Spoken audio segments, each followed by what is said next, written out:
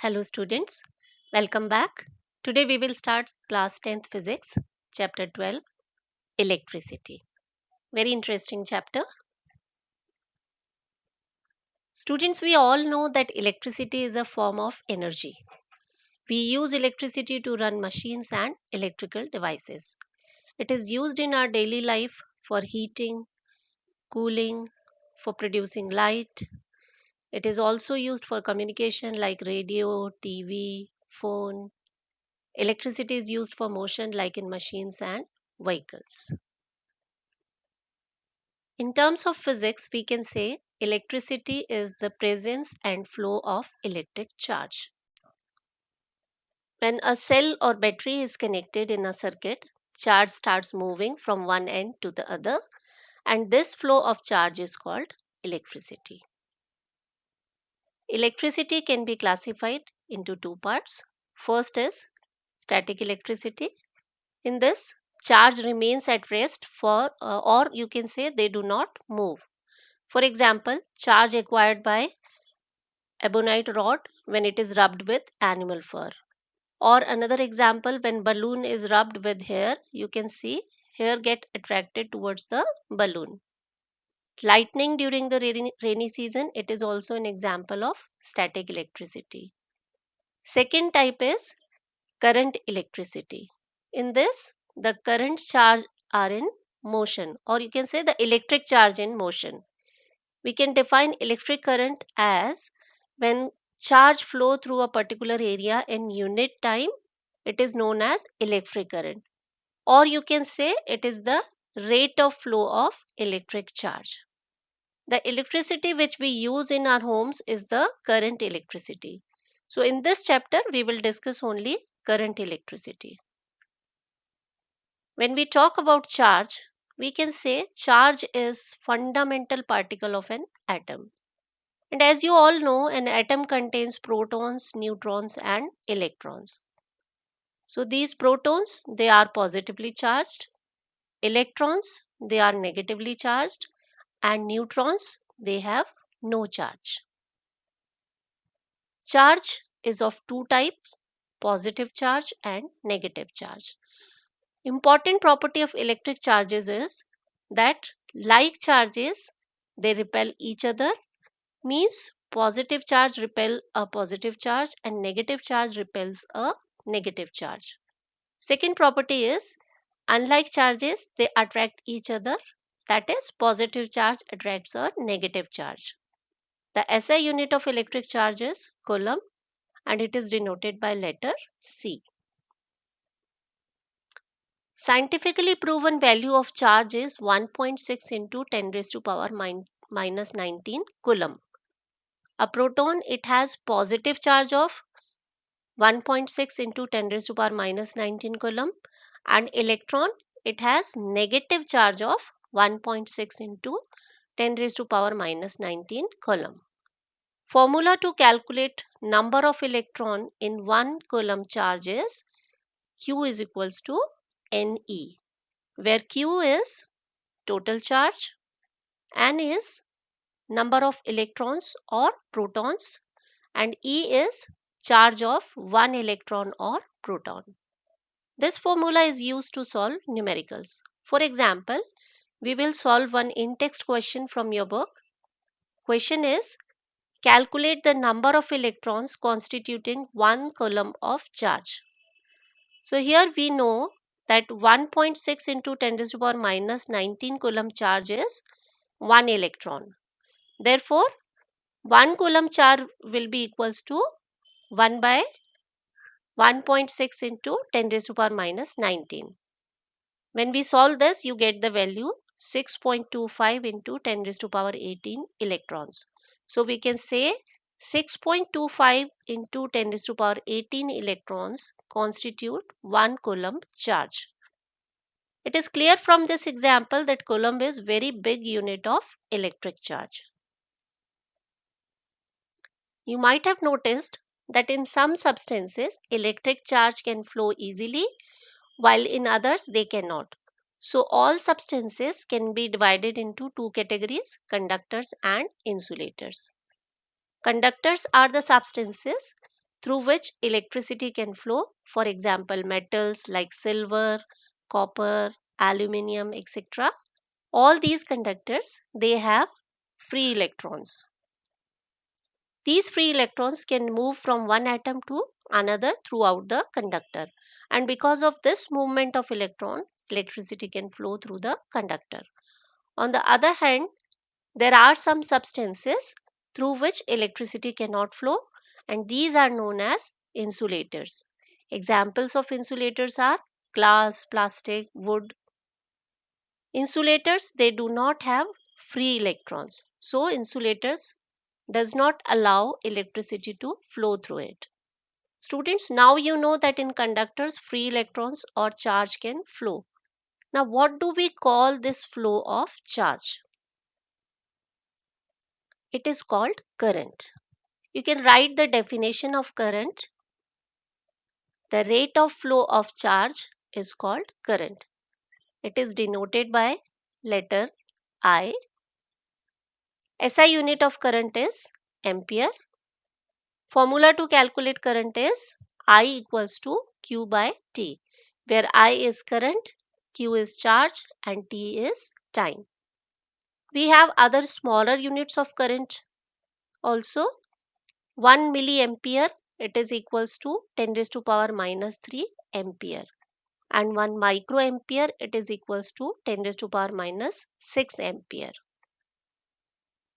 We have one important definition here, definition of 1 ampere. You can define it as when 1 coulomb of charge flows through a conductor in 1 second, then the current passing through the conductor is 1 ampere. This is important definition learned for exams. So you can write 1 ampere is equals to 1 coulomb divided by 1 second. We will solve one sample problem here. In this questions, values given are current I, that is 0.25 ampere. Time is given 20 minutes and we have to find out charge Q. So first of all, convert minutes into seconds. For this, you will multiply it by 60. So you get the values 1200 seconds. Now we know the formula I is equal to Q by T. Or you can write it as Q equals to I into T. Substitute the values here and calculate. So you get the answer. Amount of electric charge that flow through the circuit is 300 coulomb. Always mention the unit in the answer, otherwise marks will be deducted. Students, when electricity was invented, electron had not been discovered at that time. So we considered that electric current is flow of positive charges, and the direction of flow of positive charges was taken as direction of current. So the conventional direction of electric current is from positive terminal of cell to negative terminal. So when we draw the circuit diagram, we put the arrows on connecting wires which are pointing from positive terminal to negative terminal. As you can see in the picture, electrons are moving from negative terminal to positive terminal. So actual flow of electron is from negative terminal to positive terminal of a cell, which is opposite to the direction of conventional current. Now let's check out how current flows in a wire. As you can see in the picture, when metal wire is not connected to a cell, electrons move in random directions. And when a source of electricity like cell or battery is connected between the ends of wire, then electrons start moving from negative terminal to positive terminal. And because electrons are negatively charged, they move to positive end of the wire. And this flow of electron causes electric current in the wire. Now this current, it can be measured by an instrument called ammeter. It is denoted by symbol as shown here. Ammeter, it has very low resistance and that's why it is always connected in series with the conductor. As you can see in the picture, it is connected in series with the resistor. Another instrument here, voltmeter, is used for measuring potential difference between 2 points in an electric circuit. Its symbol is shown here. Voltmeter has high resistance and it is always connected in parallel across the 2 points where we want to measure the potential difference. You can see in the picture how we have connected voltmeter parallel to the resistance wire AB, and ammeter we have connected in series. Now today's question for you all: why an ammeter is connected in series while voltmeter is connected in parallel across a circuit? If you know the answer, hurry up, write in the comment section. If you don't know, watch my next video. Students, now you know that voltmeter is used to measure potential difference. Now the question is, what is potential difference? So we can say the potential difference is the difference in electric potential between 2 points. It is known as potential difference. You can define it as the amount of work done in moving a unit charge from one point to another point. It can be calculated using formula potential difference equals to work done divided by charge. SI unit of potential difference is volt. We can understand this potential difference with this example. Here, the flow of water is due to difference in pressure between two ends of the tube. So you can see water is flowing from high pressure area to low pressure area.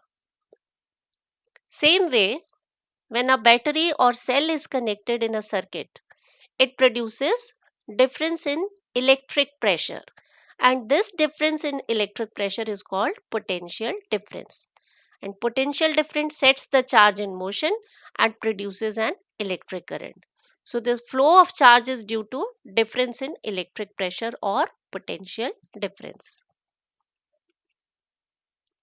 Potential difference, it is measured in volt. So you can write the definition of 1 volt as the potential difference between 2 points is said to be 1 volt if 1 joule of work is done in moving 1 coulomb of charge from one point to other. Learn this definition. 1 mark question is asked in the exam. We can write as 1 volt is equals to 1 joule divided by 1 coulomb. Joule is the unit of work and coulomb is the unit of charge. So from this formula we can say 1 volt equals to 1 joule per coulomb. Now one question for you all. Here it is given potential difference V is equals to 128 minus 118, that is 10 volts. Charge moved, that is Q, it is equals to 2 coulombs, and we have to find the work done W. We know that potential difference V equals to W by Q. Putting in these values in the above formula, you get the formula, that is 10 equals to W by 2, or you can write W equals to 10 into 2. So answer is work done W equals to 20 joules. That's all for today. In my next video, we will discuss the most important topic of the chapter, Ohm's law. Students, you can ask your doubts in the comment section. For more videos, subscribe the channel. Thanks for watching. Have a nice day.